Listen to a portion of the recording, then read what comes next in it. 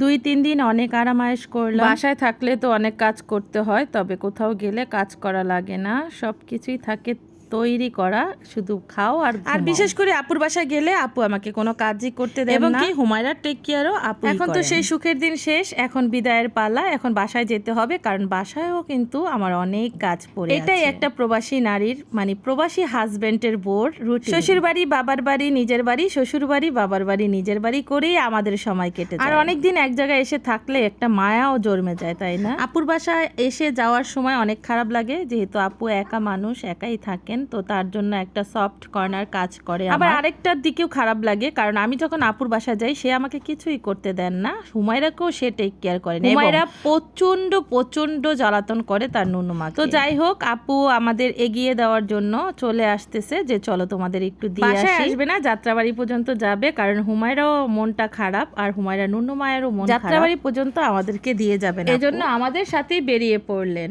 আপুর বাসায় গেলে খুব ভালো সময় কাটে আপুর সাথে, তো এজন্যই হয়তো অনেক বেশি দিন থাকা পড়ে আমাদের। আর এই তো নুনুমায়ের নামার সময় হয়ে গিয়েছে, সে যাত্রাবাড়ি নেমে পড়বে। এমন সময় হুমায়রার এত প্রচন্ড মন খারাপ হয়েছে যেটা দেখার মতো ছিল না। শুধু হুমায়রা বলছিল নুনুমা আমাকে একটা উম্মা দিয়ে গেল না। এই তো আপু চলে গেলেন, আর আমরা আমাদের গন্তব্যস্থানে, আমাদের বাসায় চলে যাচ্ছি। যতক্ষণ পর্যন্ত নুনুমাকে দেখা গিয়েছিল হুমায়রা পিছন দিকে তাকিয়ে তাকিয়ে ততক্ষণই দেখছিল। এই তো মন খারাপ হোক আর যাই হোক, বাসায় তো চলে এসেছে। আর বাসায় 2-3 দিন না থাকলে যা অবস্থা হয় সেটা দেখার মতো না। বাসায় এসেই বাসার কাজের যুদ্ধতে নেমে পড়েছি। আমার বাসাতে ইদানিং এত ইঁদুর, 3 তলার উপরে কিভাবে ইঁদুর আসে আমি নিজেও জানি না। এজন্য এসেই একেবারে কোমরে কাছা বেঁধে নেমে পড়লাম ঘরটাকে একটু ক্লিন করার জন্য, ইঁদুর কোথায় বাসা বাঁধে সেটা দেখার জন্য। এইদিকে ড্রেসিং টেবিলটা চাপিয়ে নিয়েছি, এখন ওয়ার্ডরোবটাও চাপিয়ে নিব। ওয়ার্ডরোবের ভিতরেও ইঁদুর ঢুকে যায় কিভাবে সেটা দেখার জন্য। ওয়ার্ডরোবটা চাপিয়ে দেখলাম যে দুঃখজনক ব্যাপার, যে ইঁদুর পিছনে বা নিচে কোথাও কাটেনি। তবে